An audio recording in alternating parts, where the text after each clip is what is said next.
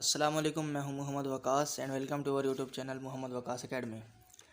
जो कि हमने पिछली दफ़ा से जो सीरीज़ स्टार्ट की थी रिपीटेड न्यूमेरिकल, जो कि 8 डिफरेंट कोचिंग सेंटर में से हैं, वो जो बार बार उनमें से रिपीट हो रहे हैं, और उनके जो हैं 8 डिफरेंट कोचिंग सेंटर के जो मैंने पिछली वीडियो में भी आपको बता दिए थे 10th क्लास फिजिक्स के, उन्हीं को आज कंटिन्यू करते हैं। पिछली वीडियो में मैंने 8 न्यूमेरिकल करा दिए थे, तो आज हम उससे आगे 8-9 करा दिए थे। आज हम उससे आगे करेंगे न्यूमेरिकल। ये न्यूमेरिकल मोस्ट इंपॉर्टेंट है, इनके बारे में मैंने आपको पिछली वीडियो में ही बता दिया है, और ये कितने इंपॉर्टेंट है वो भी मैंने पिछली वीडियो में आपको बता दिया है। अगर वो वीडियो आपने नहीं देखी तो मैं इस वीडियो के डिस्क्रिप्शन में वो इसका लिंक दे देता हूँ पिछली वीडियो का, आप जाके उसको देख सकते हैं। और इसके अलावा भी हमारे चैनल पर प्रैक्टिकल सेंटर का जो गेस्ट पेपर है उसके न्यूमेरिकल की सॉल्यूशन के न्यूमेरिकल जो है उनका सॉल्यूशन मौजूद है, आप वो भी देख सकते हैं। और इसके अलावा इंपॉर्टेंट एमसीक्यूज़ भी हैं, वो भी आप वहाँ से देख सकते हैं, उनका लिंक भी मैं डिस्क्रिप्शन में दे दूँगा। तो चलिए वीडियो को स्टार्ट करते हैं। तो यहाँ देखें, हमारे पास न्यूमेरिकल है 2 बल्ब। पहले सबसे पहले डेटा की हेडिंग डाल देते हैं, डेटा बना देते हैं। ये मैं पीछे से स्टार्ट करा चुका हूँ, इसलिए यहाँ से न्यूमेरिकल नंबर 10 से मैं स्टार्ट कर रहा हूँ। अब उस वीडियो का लिंक डिस्क्रिप्शन में मौजूद है, आप देख सकते हैं। 2 bulb 100 volt and 60 volt both operate in 220 volt. अच्छा, ये वाट क्या है? ये है वाट और ये है वोल्ट। वाट क्या होते हैं? वाट होती है पावर। वाट को हम पावर से शो करते हैं। पी है, कितनी पी है? ये P1 है, पर 1 का नाम देते हैं क्योंकि दो वाट है ना, एक ये है वाट और एक ये है वाट। 2 वाट हैं तो इसको P1 का नाम देते हैं 100 वाट। सही है।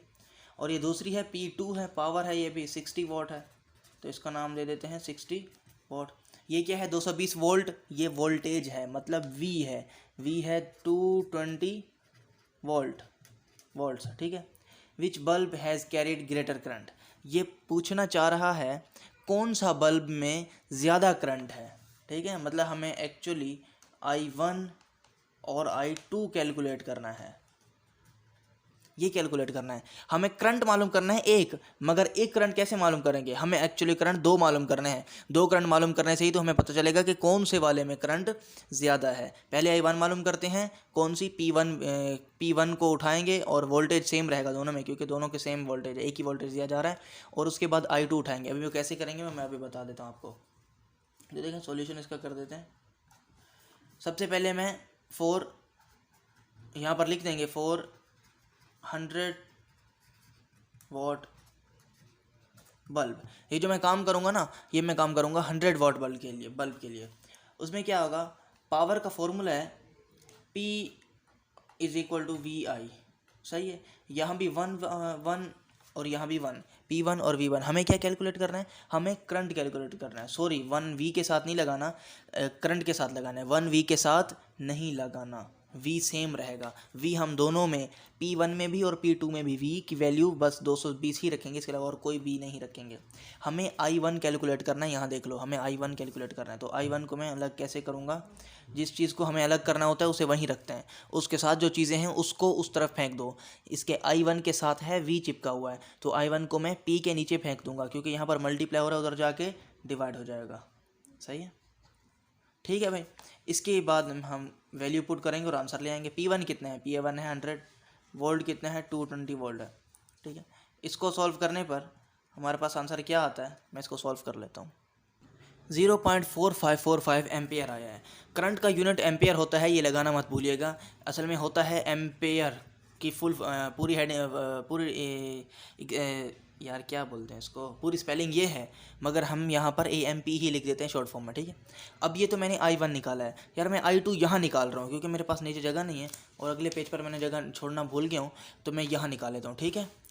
I1 ये आ गया है। अभी भी हमें पूछना ये था, वो पूछना ये चाह रहा है कि 2 बल्ब है मेरे पास, 100 वोल्ट का और 60 वोल्ट का, किस बल्ब में करंट ज़्यादा है, बस वो ये पूछना चाह रहा है। तो हम उसे बताएंगे। पहले I1 निकाले, अब I2 निकालते हैं, वो देखते हैं कितना आता है।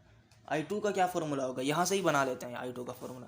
I1 का ये है P1/V, तो I2 का होगा P2/V। सही है।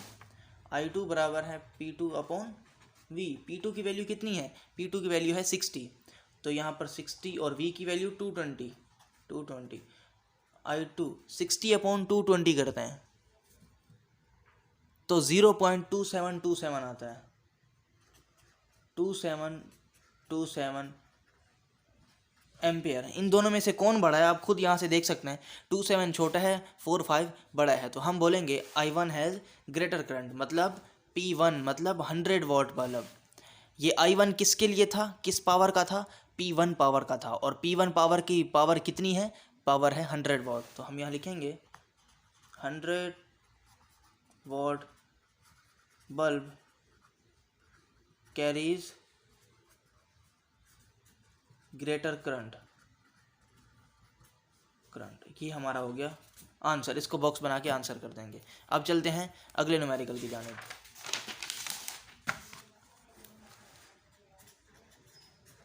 ये तरह देखो, in a nuclear reaction 9 joule of energy, कितनी एनर्जी है, एनर्जी है 9 जूल। ठीक है, आगे क्या है, is release due to conversion of mass into energy, mass को एनर्जी में कन्वर्ट कर रही है, तो फाइंड क्या करना है, due to conversion of mass into energy. In a nuclear reaction 9 joule of ही एनर्जी।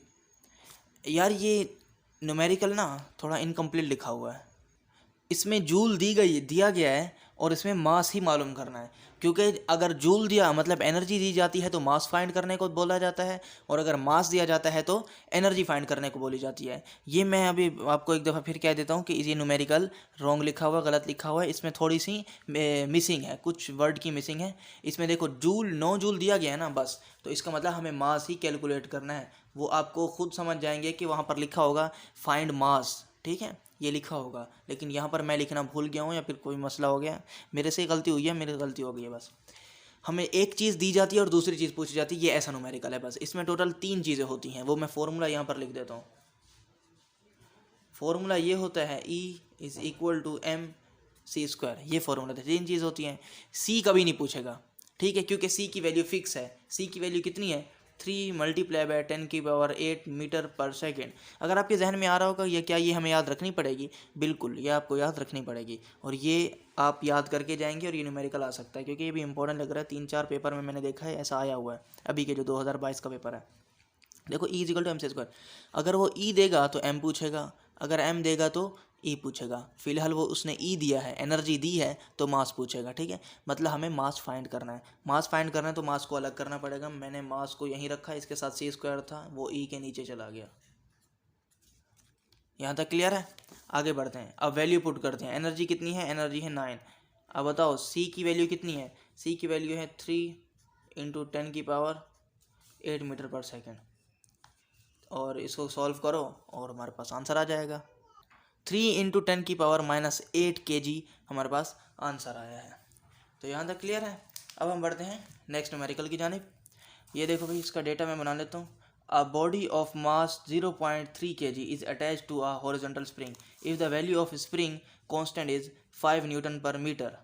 ठीक है, ये मास कितना है हमारे पास, मास है 0.3 kg।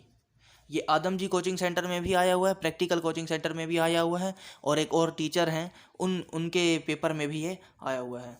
तो ये ज़रा इसे ध्यान से करना, और ये बहुत ही अलग किस्म से न्यूमेरिकल है, ठीक है। 0.3 kg, हॉरिजॉन्टल वैल्यू और spring constant is 5 newton per metre है, ठीक है। इसे हम शो करते हैं के से, स्प्रिंग की वैल्यूओं को। के कितने हैं, 5 newton per metre. Find the period, time period मतलब हमें टाइम फाइंड करना है, बस इतना ही वो कुछ दे रहा है और हमें टाइम को फाइंड करना है। इसका सॉल्यूशन करते हैं। यहाँ तक ही था हमारे पास डेटा। टाइम पीरियड फाइंड करना है तो इसके लिए ही बिल्कुल एक अलग फॉर्मूला है, और इसका एक ही न्यूमेरिकल आया हुआ है, मैंने जिस पेपर में भी देखे वो आया हुआ है, इंपॉर्टेंट न्यूमेरिकल है। इसका फॉर्मूला है T is equal to 2πm/k। अब यहाँ पर पाई की वैल्यू होती है 3.142, और यहाँ पर हमारे पास m दिया गया, सबकी हर चीज़ दी गई है, k की वैल्यू भी है, बस पाई जो हाँ हमारे लिए है वो है नया। तो इसके लिए 3.142 मास है मेरे पास 0.3, और k की वैल्यू है मेरे पास 5। इसको सॉल्व करेंगे तो हमारे पास टाइम पीरियड आ जाएगा, ठीक है। यहाँ पर मैं इसका बस आंसर लिख देता हूँ। इसे सॉल्व करने पर हमारे पास आंसर आया है 0.377, और टाइम का यूनिट होता है सेकंड। सेकंड यूनिट लगाना मत भूलिएगा, इसका भी एक नंबर होता है, और ये हमारे पास आंसर है। तो नेक्स्ट न्यूमेरिकल की जानिब बढ़ते हैं। Calculate the speed of light in glycerine if its index of refraction is 1.47। इसका डेटे में सिर्फ एक ही चीज़ दी गई है और दूसरी चीज़ फाइंड करने को बोल रहे हैं। इंडेक्स ऑफ रिफ्रैक्शन को हम n से शो करते हैं, ये वाही चीज़ है जिसका यूनिट नहीं होता, इसका कोई यूनिट नहीं होता, इसे आप बस ऐसे ही लिख सकते हैं, ठीक है। क्योंकि ये रेशो है और इसका इसलिए यूनिट नहीं होता, जितने भी रेशोज हैं उनका यूनिट नहीं होता। तो इसे फाइंड करने के लिए हमें क्या फाइंड करना है, कैलकुलेट स्पीड फाइंड करनी है। स्पीड फाइंड करने के लिए हमें एक और चीज़ की ज़रूरत पड़ती है, वो होती है स्पीड ऑफ लाइट की। स्पीड ऑफ लाइट मैंने पिछले न्यूमेरिकल में आपको बता ही दिया है, इसे आपने याद रखना है, पेपर में याद रख के जाना है, पेपर में ये नहीं गिवन होती। सॉल्यूशन में इसका फॉर्मूला ये है, इसका फॉर्मूला है n is equal to, n का मतलब ये है n is equal to c upon v। यहाँ पर c हमें पता है और v हमें फाइंड करनी है। एक्चुअली जो हमें फाइंड करनी है वो है वेलोसिटी। वेलोसिटी को हम अलग कैसे करेंगे, वेलोसिटी को हम यूँ अलग कर सकते हैं, यहाँ पर v डिवाइड हो रही है, इस तरफ भेज देते हैं, मतलब n के साथ भेज देंगे। मैं यहाँ पर v लिख दूंगा और ये जो n है n v की जगह पर आ जाएगा, कुछ इस तरह। देखो पहले v n is equal to c, ठीक है, मैंने इस तरह कर लिया। इसके बाद क्या करूँगा, मैंने मुझे v चाहिए, तो v के साथ जो कुछ भी चिपका हुआ है उसे उस तरफ भेज दो, तो v is equal to c upon n, सही है। इसके बाद वैल्यू पुट करो और आंसर आ जाएगा। c है 3 इंटू 10 की पावर 8 और n है हमारे पास 1.47। कैलकुलेटर पर डालो और हमारे पास आंसर आ जाएगा। इसे सॉल्व करने पर हमारे पास कैलकुलेटर पे कुछ ज़्यादा इस जवाब बड़ा आ गया है, जो कि जवाब है ये, और ये इतना बड़ा ही जवाब आएगा, ठीक है। इसको देख के घबराने की ज़रूरत नहीं है, ये इतना बड़ा ही होगा। तो जितना भी जब बस जवाब आ रहा है इसे हम लिख देंगे, ठीक है। मैं थोड़ा यहाँ पर करके लिख देता हूँ। v कितना आ गया, 204081632.7 मीटर पर सेकेंड। अच्छा, मैंने अब क्या बोला, ये रेशो होता है, रेशो का कोई यूनिट नहीं होता। यूनिट कैसे नहीं होता, बस यहाँ तक हो गया, इसका आंसर है ये, ठीक है, ये आंसर हो गया। यूनिट कैसे नहीं होता, यूनिट क्यों नहीं होता, क्योंकि ये सिमिलर यूनिट होते हैं। जो यूनिट इसका है वही यूनिट इसका है, जैसे कि n है ना, यह है रिफ्रैक्टिव ऑफ इंडेक्स। अब इसका यूनिट नहीं होगा क्योंकि ऊपर क्या है, ऊपर है c का यूनिट क्या होता है, c का यूनिट होता है मीटर पर सेकंड। और ये क्या है, ये है वेलोसिटी। वेलोसिटी का क्या यूनिट होता है, वेलोसिटी का यूनिट होता है मीटर पर सेकंड। मतलब ऊपर भी मीटर पर सेकंड है और नीचे भी मीटर पर सेकंड है, तो दोनों कैंसिल हो गए, तो इसका कोई यूनिट बचा ही नहीं। यूनिट बनते ही ऐसे हैं, उसके फॉर्मूले के जो यूनिट हैं वही इसके यूनिट बन जाते हैं, ठीक है। बस यहाँ तक हो गया। अब अगला न्यूमेरिकल की जाने पड़ते हैं। इसे देखते हैं। अ करंट 0.45 एम्पेयर, मतलब हमारे पास करंट को हम शो करते हैं I से। I बराबर है 0.45 ampere pass through a bulb resistance of 480 ohm. Resistance है 480 ohm. Find power in kilowatt hours. Power को फाइंड करना है किलोवाट आवर में, बस इस चीज़ का ख्याल रखना, हमें किलोवाट आवर में पावर को फाइंड करना है, वो आखिर में हम कन्वर्ट कर लेंगे, ठीक है। सॉल्यूशन करो। P पावर का फॉर्मूला क्या होता है, हमने पीछे पढ़ा है, P is equal to V I, सही है। लेकिन यहाँ पर फॉर्मूला चेंज हो जाएगा, P is equal to I square R. अब आप कहेंगे ये बार बार फॉर्मूला चेंज हो रहे हैं, हम कैसे याद रखें। देखो भाई, चेंज फॉर्मूला नहीं हुआ, फॉर्मूला वही है, बस इसमें थोड़ी सी तब्दीली आई है। अभी पीछे हमने क्या फॉर्मूला पढ़ा था, P is equal to V I पढ़ा था। कहाँ पढ़ा है, ये पढ़ा है, ये देखो, P is equal to V I पढ़ा है ना, ये फॉर्मूला है, P is equal to V I. तो है फॉर्मूला, अब भी फॉर्मूला यही है, बस इसमें तब्दीली की गई है। क्या तब्दीली की गई है, मुझे बताओ। V किसके बराबर होता है, ओम्स लॉ के मुताबिक V बराबर होता है IR के। मुझे लगता है कि 9 क्लास में ये नहीं पढ़ा जाता है, मैट्रिक में पढ़ा जाता है।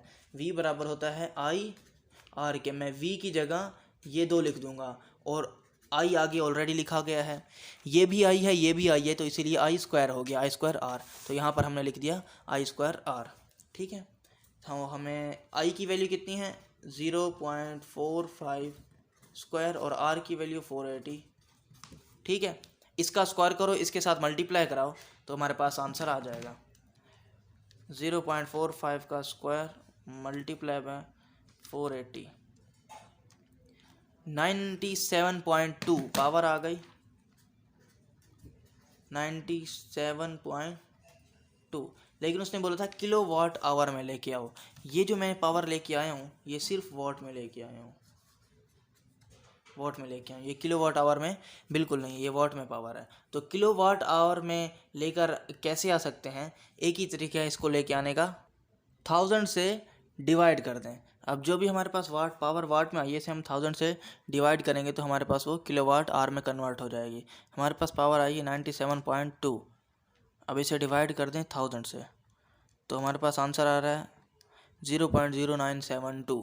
ये क्या चीज़ है, ये है हमारे पास किलो वाट आवर, जो कि डिज़ायर वैल्यू है हमारे पास, सॉरी 0.0972 किलो वाट आवर। ये मैंने किलो का सिर्फ के लिखा है, इसका आपने ख्याल रखना है। ये हो गए हमारे 15 न्यूमेरिकल, 6-7 और न्यूमेरिकल हैं जो कि मैं नेक्स्ट वीडियो में कंप्लीट करा दूंगा। और ये बहुत ही इंतहाई अहम न्यूमेरिकल हैं, इन्हीं न्यूमेरिकल में से ही बोर्ड में न्यूमेरिकल आएंगे। आप इनको आप कवर कर लें अच्छे से, तो आपके न्यूमेरिकल बोर्ड के लिए और एक्स्ट्रा न्यूमेरिकल करने की ज़रूरत ही नहीं पड़ेगी, ये मैं आपको कह रहा हूँ। और ये इंतहाई अहम न्यूमेरिकल हैं, अब इनको आप भरपूर प्रैक्टिस करें और इसको आप दोस्तों के साथ भी शेयर करें। और इसी तरह हमारे चैनल के साथ जुड़े रहिए और हमें सब्सक्राइब कर दें और बेल आइकन को भी ज़रूर प्रेस कर दें, ताकि ऐसी नई वीडियो आप तक जल्द से जल्द पहुंच सकें। तब तक मिलेंगे हम नेक्स्ट वीडियो में, तब तक के लिए अपना ख्याल रखिएगा। अल्लाह हाफ़िज़।